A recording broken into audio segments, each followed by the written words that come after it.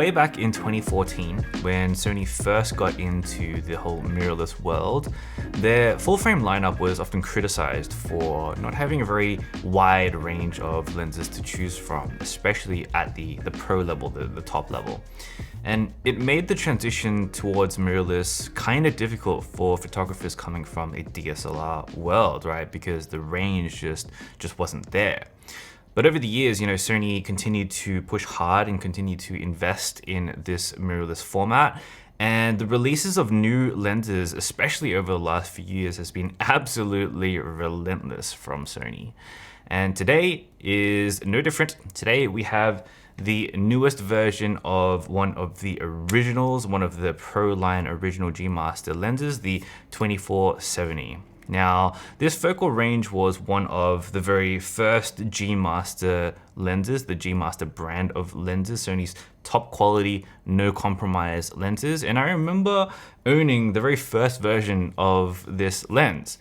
It was very heavy, almost unwieldy kind of heavy for a 24-70, and it was fairly bare bones at the time in terms of features, especially when compared to today.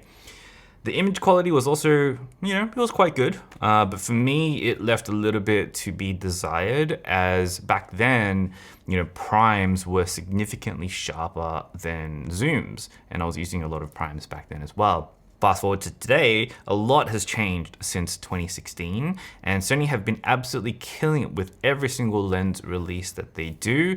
And this update to the 24-70 is, of course, a focal range that many people love. And so this update has been a very long time coming. So Sony lent me this test review unit a few weeks ago, and I have had the pleasure of testing it out in a non-paid review scenario since then. And I've been putting it through all of its paces across all the different styles of photography that I do as a full-time travel photographer. And of course, I have some thoughts. But before we dive into that, if you appreciate this video or all of the different types of content that I do on the channel here, and you want to support the work that I do, then please check out my store over at patk.com/store. I sell photography guides on Japan, prints, presets, and a Lightroom course. And this is how I make my living as a full-time creator. So any support here is really appreciated and really helps me continue to make the types of content that I hope you enjoy. Okay, onto the lens, and let's talk about what's new, because there is a lot to talk about, because this lens has been completely redesigned from the ground up. Now, Sony is touting this lens as the world's smallest and lightest standard zoom. And certainly compared to the last version, it's both significantly smaller and significantly lighter than the previous version. It's just a hair smaller than the 16-35 G Master, and it weighs 695 grams without the cap on. In the hand and attached to the camera body, it feels so much better than the last version. That 190 grams plus the shorter height really make it so that it doesn't feel awkward in terms of balance when you're using the camera, and it feels really nice to hold and nice to use. Really good one body, one lens kind of lens. On the lens itself, in terms of features, we have two custom buttons, one on the top and one on the left after the G Master logo.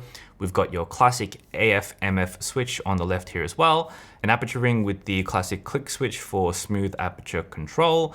But we've also got a new iris lock switch here that allows you to lock the aperture ring so that it's controlled by your dials or it's controlled on the lens itself. Also new to this lens is a zoom switch here that was previously seen from the 100-400 G Master, which allows you to change the friction of zooming from smooth, which is like loose and fast, or tight, which is like slow and actually for me a little bit too difficult to turn in my opinion. The supplied lens hood is your standard lens hood affair, but this one also comes with a hole to be able to adjust the 82mm filters that you can attach to on the front.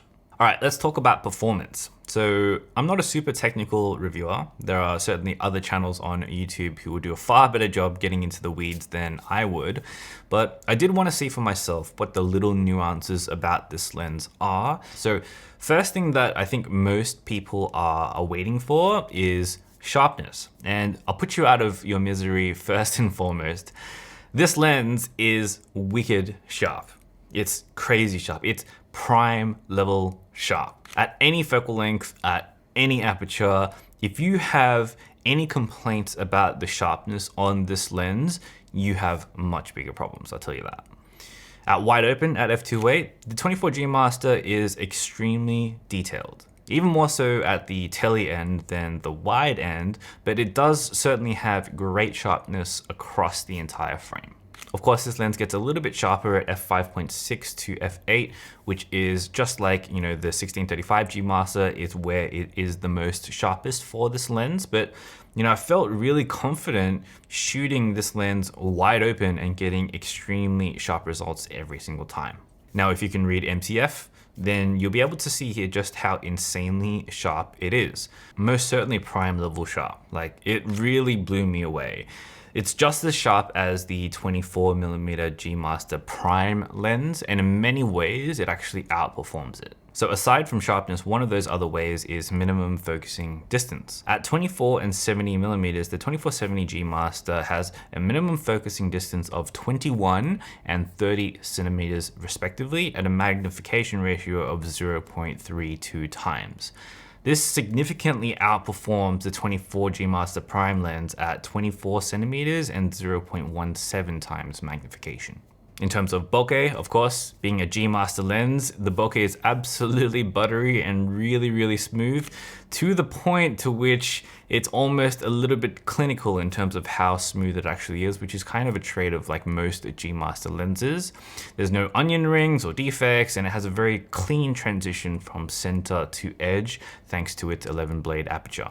Also, in my real world usage, I didn't find any noticeable chromatic aberration, and flare handling was, of course, at G Master level, which is to say, very, very well controlled thanks to the nano AR coating that it has. What I did find, however, is that there is a little bit of barrel distortion at 24mm.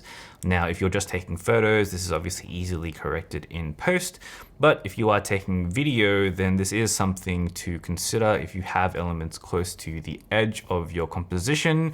But by all means, it's certainly not a deal breaker, and it does perform at an acceptable level in my opinion. Speaking of video though, when it comes to specific video features like focus breathing, I found that this lens controls it very well. Some of the previous Sony lenses recently have been suffering from quite a bit of focus breathing, but the 24-70 seems to be very much okay on that front. Not the best performance, but definitely acceptable in my eyes. In terms of focus, this lens is not parfocal as you would expect from a lens with an external zoom.